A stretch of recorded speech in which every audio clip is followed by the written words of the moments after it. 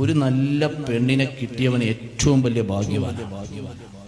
എന്റെ മക്കളെ പ്രസവിച്ച് നീ ചെയ്യുന്ന പരാക്രമണങ്ങളൊക്കെ ലോകത്തൊരു മനുഷ്യനും അറിയാതെ നോക്കി നിന്റെ ഇസ്സത്തിനെ സംരക്ഷിക്കുന്ന ഒരു പെണ്ണിനെ നിനക്കുണ്ടോ? എന്റെ പ്രിയപ്പെട്ട പൊന്നുമോനെ, നിനക്ക് അല്ലാഹു ദുനിയാവിൽ നൽകിയ ഏറ്റവും വലിയ അനുഗ്രഹമാണ്. അവൾ നഷ്ടപ്പെട്ടു പോകുമ്പോൾ അതിന്റെ വില നിനക്കറിയും. ചില സ്ത്രീകളുണ്ട്, ഭർത്താവിന്റെ എല്ലാ തോന്നിവാസങ്ങളും ക്ഷമിക്കും.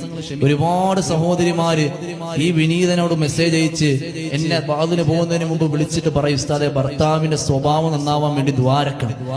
അവര് അറിവുള്ള ആളുകൾ തന്നെയാണ്, അല്ലെങ്കിൽ അറിവില്ലാത്ത ആളുകൾ തന്നെയാണ്. പക്ഷേ നിസ്കരിക്കൂല, അതുപോലെ തന്നെ നോമ്പ് പിടിക്കൂല, കള്ളുകുടിയാണ്, മറ്റ് സ്ത്രീകളോട് ബന്ധമാണ്, എനിക്ക് മക്കളുണ്ട്, ഞാൻ ക്ഷമിക്കുകയാണ്. ഞാൻ ചോദിച്ചിട്ടുണ്ട്, എന്തുകൊണ്ട് നിങ്ങൾ ക്ഷമിക്കുന്നു? നിങ്ങൾക്ക് നിങ്ങളെ വീട്ടുകാരെ ബന്ധപ്പെടുത്തിക്കൂടെ? അപ്പോ അവര് പറയുന്നൊരു വാക്കുണ്ട്, നമ്മുടെ കണ്ണ് നിറയ്ക്കുന്ന വാക്കാണ്. എന്റെ പ്രിയപ്പെട്ട ഭർത്താവിന്റെ ഇസ്സത്ത്, എന്റെ പ്രിയപ്പെട്ട ഭർത്താവിന്റെ മാനം ഞാനായിട്ട് എന്റെ ഭർത്താവിന്റെ വീട്ടുകാരുടെ മുമ്പിലും എന്റെ വീട്ടുകാരുടെ മുമ്പിലും നശിപ്പിക്കുന്നത് ശരിയല്ലല്ലോ ഉസ്താദേ. എന്തായാലും അവരെന്റെ ഭർത്താവ് തന്നെയല്ലേ. അങ്ങനെ ഒരു പെണ്ണിനെ കിട്ടിയവനുണ്ടോ, അവൻ ഏറ്റവും വലിയ ഭാഗ്യവാനാണ്. എത്ര സുന്ദരിമാരെ നീ നോക്കിപ്പോയാലും പൊന്നു മോനെ, നിന്നെക്കാൾ പണവും പവറുള്ളവനെ കാണുമ്പോ ആ സുന്ദരിമാരിട്ടിട്ട് പോവും. പക്ഷേ കൽവിന്റെ സൗന്ദര്യം നോക്കിയിട്ട് നീ പൊക്കോ, ഒരിക്കലും തൊലിവെളുപ്പ് നോക്കിയിട്ട് പോരുത്. കാരണം എന്താണ്? ഒരു നല്ല സൗന്ദര്യമുള്ള ഒരു പെണ്ണ്, മോശമായ സാഹചര്യത്തിൽ വളരുന്ന നല്ല കാണാൻ കൊള്ളാവുന്ന ഒരു പെണ്ണ്, കുപ്പച്ചട്ടിയിൽ വേസ്റ്റ് മാലിന്യ കൂമ്പാരത്തിൽ വളർന്നു വരുന്ന നല്ല സസ്യം പോലെയാണെന്ന് നബി മുഹമ്മദ് മുസ്തഫ സല്ലല്ലാഹു അലൈഹി വസല്ലം. അതുകൊണ്ട് നല്ല തൊലിവെളുപ്പുണ്ടെന്നും പറഞ്ഞൊന്നും പോണ്ട. എന്തിനെയാണ് ആധാരമാക്കേണ്ടത്? തുൻകഹുൽ മർഅതു ലിഅർബഇ ഖിസാൽ.